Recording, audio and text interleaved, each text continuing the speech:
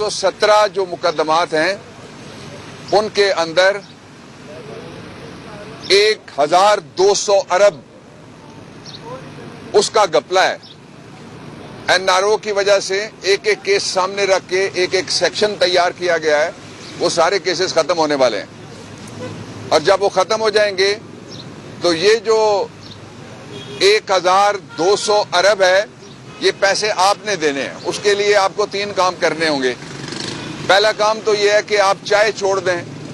एक ऐसा मुल्क जिसमें शराब की इंपोर्ट के ऊपर पाबंदी नहीं है, उसमें बच्चों की कैंडी और टॉफी और चॉकलेट उसके ऊपर पाबंदी है ताकि अपनी कोकोमो बेची जा सके। और दूसरा ये कि ये इंपोर्टेड गवर्नमेंट आने से पहले कहती थी कि हम इतने तजर्बाकार हैं कि आपको सस्ता करके सारा कुछ बता देंगे। ऑन रिकॉर्ड इन्होंने कहा था कि 67 रुपए लीटर हम पेट्रोल की कीमत कम करेंगे। 60 रुपए इन्होंने बढ़ा दी है और खबर यह है कि अगले 7-8 दिन में और पेट्रोल की कीमत में इजाफा होने जा रहा है। फिर ये कहते थे कि चीनी की मसनूई बुरान है, तो अब तो चीनी छोड़ दें। वो कहते हैं साथ चाय भी पीना बंद कर दो। वो सिर्फ ये कहते हैं रोटी खाओगे तो मोटे हो जाओगे, टॉफियां खाया करो कैंडी लैंड वालों की। जो तीसरी बात है वो सबसे इंपॉर्टेंट है, वो ये है कि इस वक्त जो हमारा वफाकी बैंक है जिसको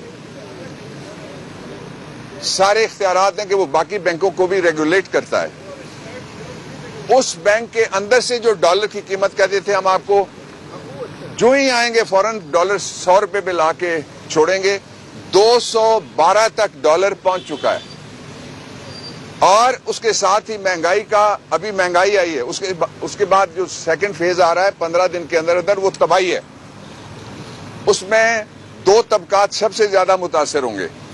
एक तबका वो है जो आप हैं, हम हैं, जिनके पास फिक्स्ड आमदनियां तयशुदा नहीं है, जिनको कभी आमदनी कम होती है कभी आमदनी ज्यादा होती है।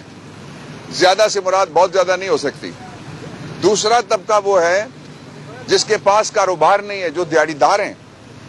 और तीसरा जो तबका उससे सबसे ऊपर बैठा हुआ तबका, उसने जमहूरियत की तारीफ सारी बदल दी है। पहले कहते थे लोगों की हुकूमत लोगों के जरिए लोगों के लिए, अब एलीट की हुकूमत एलीट के जरिए एलीट के लिए।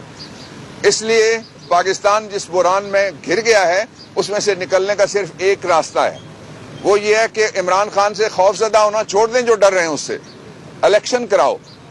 इलेक्शन करते थे, अब इलेक्शन लड़ के दिखाओ, लोगों के पास जाओ ताकि नए मैंडेट के साथ हुकूमत आए और पाकिस्तान को इस बुरान में से निकाले। इस वक्त जो लार्जर स्केल के ऊपर साजिश हो रही है वो 2 हैं।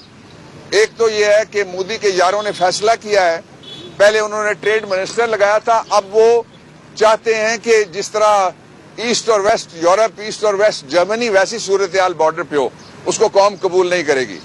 और दूसरा जो कायदे आजम ने फरमाया था कि जब तक किबला अव्वल फलस्तीन की रियासत का दारुल खिलाफा नहीं होगा और 2 रियासती वहां पे सोल्यूशन नहीं आएगा, किसी कीमत के ऊपर हम किसी गुफ्तगू में शामिल होने के लिए तैयार नहीं है।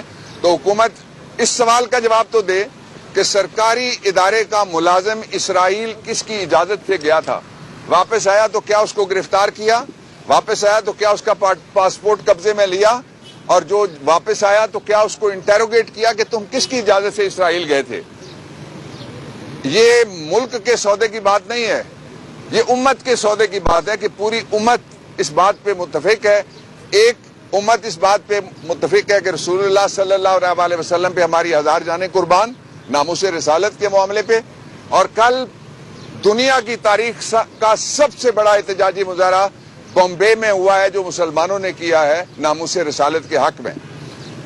और यहां से कहते हैं कि मोदी के साथ हमारे ताल्लुकात होने चाहिए। ताल्लुकात इन हालात में बिल्कुल भी नहीं होने चाहिए। दूसरा, इसराइल को किसी कीमत पे भी तस्लीम करने की इजाजत नहीं देंगे पाकिस्तान के लोग। और जो वहां पे खुफिया दौरे हो रहे हैं, खुफिया गुफ्तगुएं हो रही हैं, मुल्क से बाहर हो रही हैं। और आखिरी बात यह है कि इमरान फिर आ रहा है। आपको बहुत जल्द हम प्रोग्राम देंगे इंशाअल्लाह अज़ीज। ये मुल्क किसी की कॉलोनी नहीं है, किसी ने फतह नहीं किया हमसे। कि जिसके ऊपर आके बैठ गया अमेरिका और जिसके ऊपर आके लंदन में बैठे हुए लोगों की औलादें बैठ गई हैं, या पाकिस्तान की तहरीक की मुखालफत करने वाले लोगों की औलादें बैठ गई हैं, इंशाअल्लाह हम आपकी और कौम की आवाज बुलंद करते रहेंगे। इस्लामाबाद में रहनुमा PTI बाबा रावान मीडिया से गुफ्तगू कर रहे थे और कड़ी तनकीद की उन्होंने हुकूमत पर कहा कि महंगाई का तूफान है, पेट्रोल और बिजली पर कीमतें मजीद बढ़ेंगी, अवाम शदीद मुतासर होंगे।